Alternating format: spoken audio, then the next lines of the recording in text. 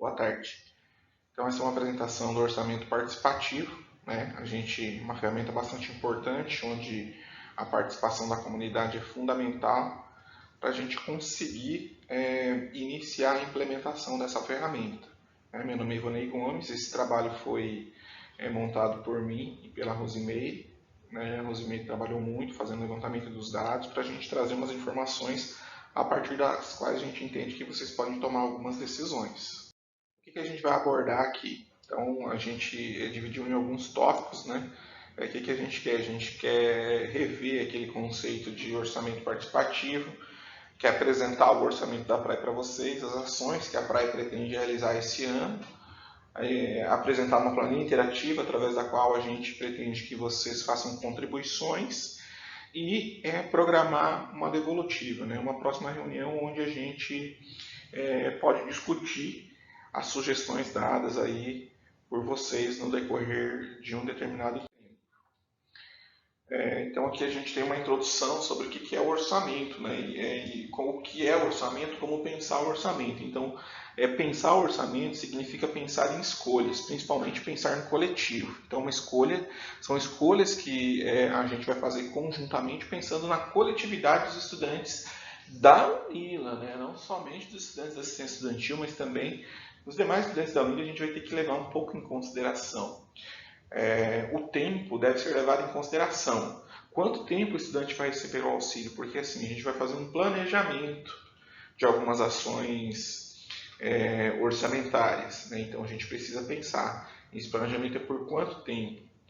A gente precisa conhecer as características da assistência estudantil da UNILA. Né? Então é fundamental você saber o que é, como é concedido, como faz para acessar, como faz para permanecer recebendo os auxílios. Entender que temos à disposição um valor limitado, acho que isso é fundamental, né? Infelizmente o recurso ele é escasso e que de ano a ano ele é imprevisível. Então a gente não tem assim uma linearidade ou uma programação de que a assistência estudantil vai ser R$ 10, depois o ano seguinte 20, 30, 40, 50. Não, isso não existe. Né? Então todo ano a gente vem brigando através das ferramentas que é possível brigar para que esse orçamento se mantenha e, na medida do possível, aumente. Entender que a assistência estudantil não é feita somente de recursos financeiros, mas sim de estruturas e outros serviços. Então, assim, a gente trouxe a questão financeira aqui para discutir. Os auxílios vão ser feitos como? O subsídio financeiro vai ser prestado como? O dinheiro do PNAES que veio vai ser utilizado como? Mas é fundamental que se entenda que a assistência estudantil é composta por outras ferramentas, né? Seja por estruturas, que a gente é bastante deficitário, mas hoje a gente tem o alojamento, né, que já está trabalhando, que já está atendendo, que é uma forma de assistência estudantil. A gente tem outros serviços que são prestados, atendimento psicológico, atendimento à saúde, o próprio atendimento social e encaminhamentos, muitas vezes, também são esferas aí da assistência estudantil. E por que não a gente pensar nisso também quando dá sugestões? A assistência estudantil da UNILA não entrou em um ciclo. Não temos uma saída que permita a entrada de forma cíclica. Então isso aqui é fundamental a gente ter uma consciência. A gente está caminhando em rumo a uma sustentabilidade. O que é essa sustentabilidade? A gente entender que ano após ano a gente vai ter um giro de estudantes. Né? Estudantes vão fechar um ciclo, esse ciclo é de 4 anos, é de 5 anos. Eles fecham um ciclo e a partir daí, ano após ano, esse ciclo vai se fechando, vai se renovando e a gente consegue inserir novos estudantes. A ideia é assim, se forma um, insere um, se forma um, insere um. Né? Então, esse seria um ciclo sustentável para a assistência estudantil.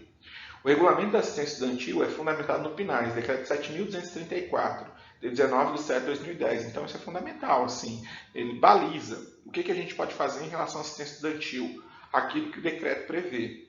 O decreto prevê quais são os eixos, os temas que podem ser trabalhados. A assistência estudantil da UNILA deve constantemente ser definida e reforçada, tanto por estudantes como por servidores. Temos um longo caminho a percorrer, então isso aqui é uma luta constante, né? Talvez por parte de vocês, principalmente, a gente, enquanto servidor, talvez não pareça tanto, mas a gente luta muito quando a gente briga pelo orçamento.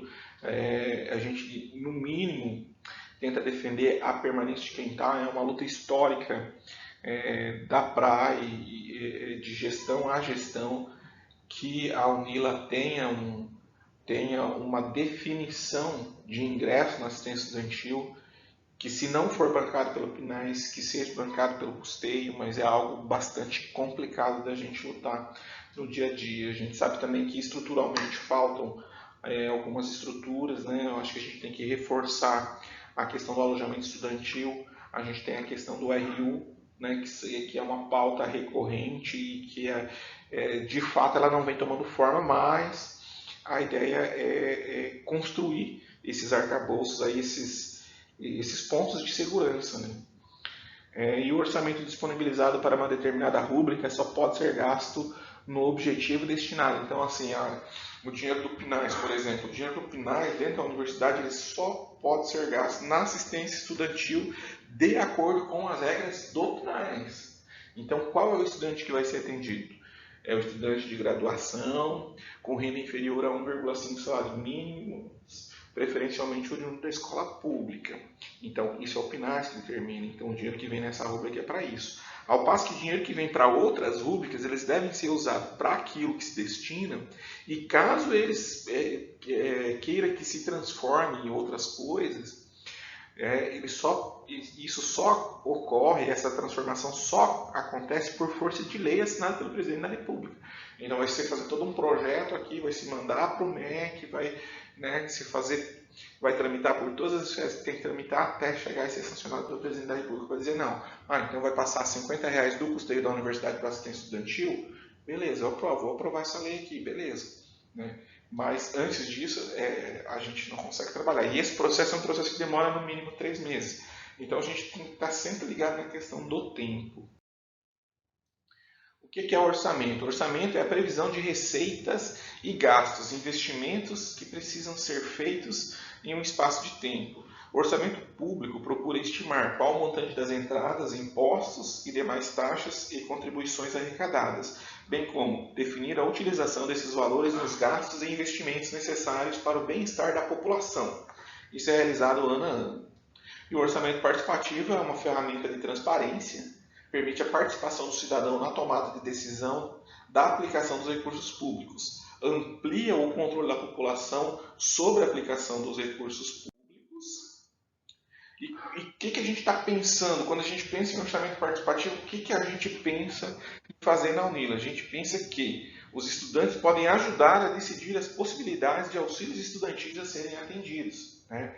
A forma, a quantidade, o valor, o momento e etc. e tal. Então, trata-se de um estímulo ao exercício da cidadania. A nossa ideia é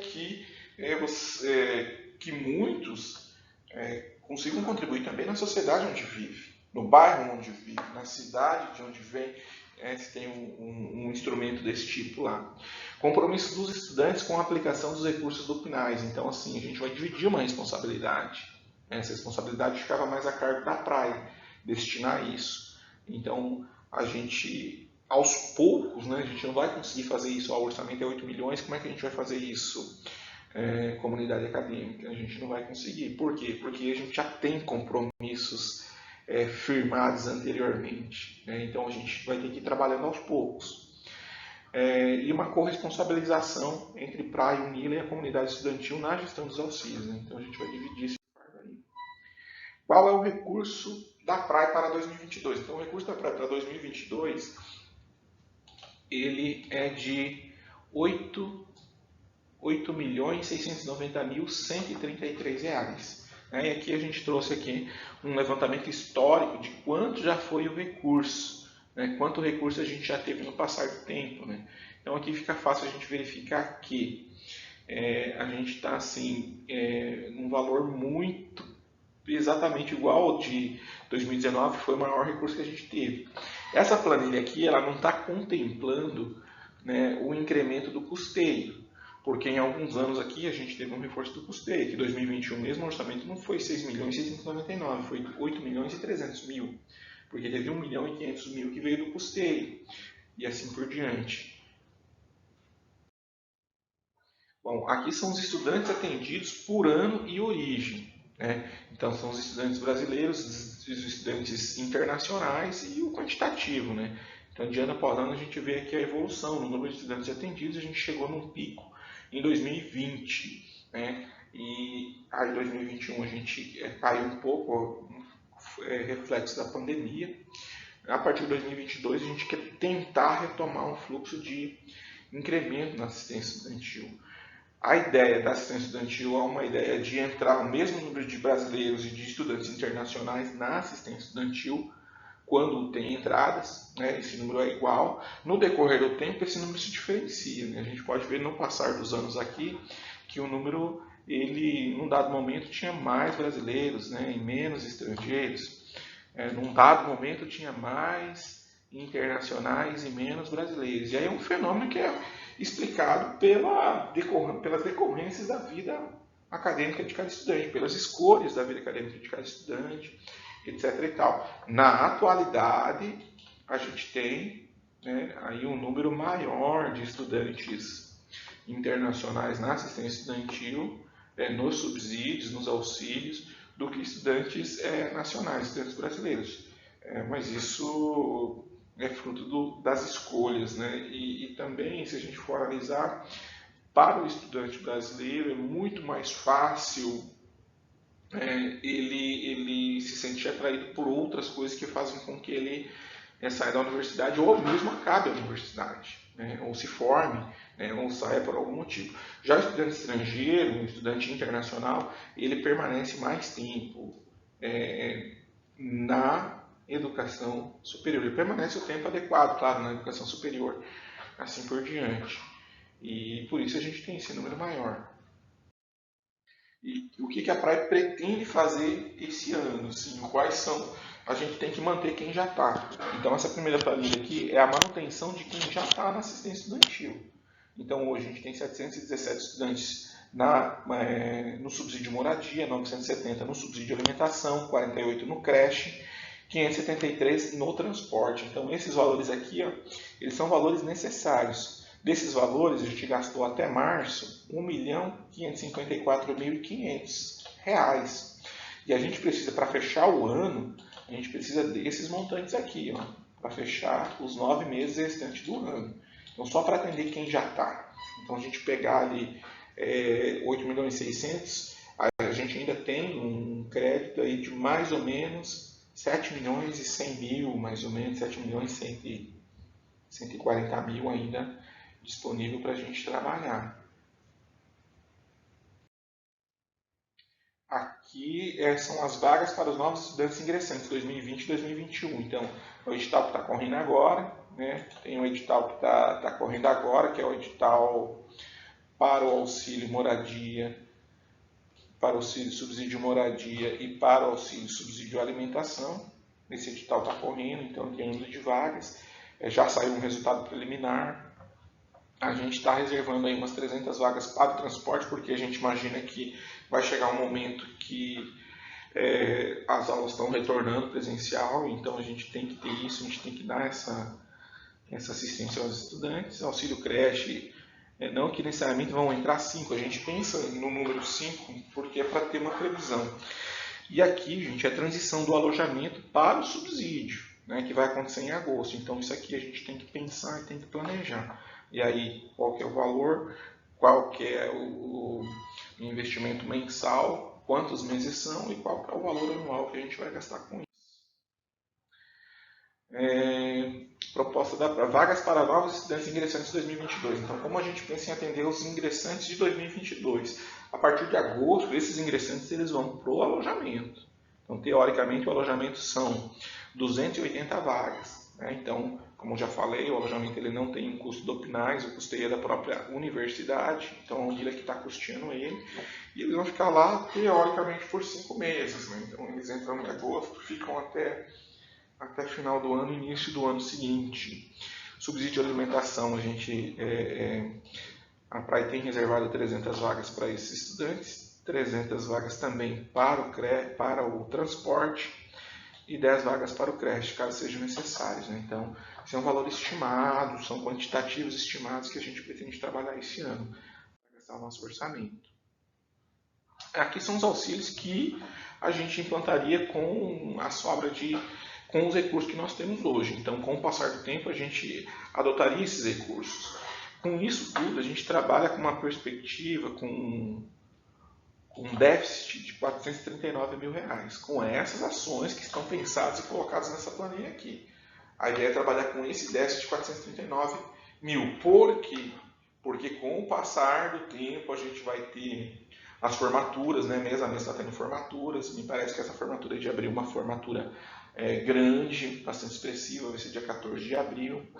Então, os estudantes vão sair e provavelmente a gente vai abatendo esse valor. E a gente tem que ter esse planejamento para a gente saber quando que a gente consegue começar a gastar isso, sabe? A gente tem que saber, não, a gente está trabalhando deficitário em 439 mil, não vai fechar. Não vai fechar por quê? Porque a gente está no início do ano, porque mês após mês acontece as saídas dos estudantes por N motivos e esse número vai se ajustando. Aconteceu isso nos anos anteriores e assim por diante.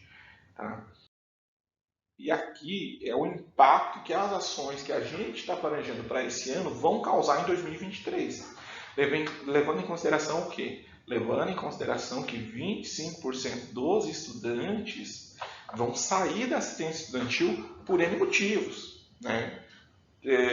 Tomara que sejam todos por formatura, se formaram, concluíram os cursos, fizeram assistência estudantil e estão prontos para dar um novo passo aí na sua vida acadêmica ou na sua vida profissional, aquilo que decidirem. Então a gente já sabe que a gente vai ter uma necessidade para 2023 na ordem de 8.193.000 com essa programação de auxílios. Subsídio moradia, subsídio de alimentação, creche, transporte e a transição do alojamento. Né? Imaginando que os estudantes que estão no alojamento vão sair para o subsídio de moradia. Então a gente vai ter essa necessidade. Então aqui é essa planilha ali que eu acabei de apresentar para vocês, que é a proposta da PRAE. Por que esses números aqui estão em vermelho? Tá? A gente deixou esses números em vermelho, que são onde vocês vão poder mexer. A gente vai disponibilizar uma planilha interativa para vocês, uma planilha que vocês vão poder interagir com ela. E vocês vão poder modificar aqui. Daqui a pouco eu vou abrir ela ali no Excel.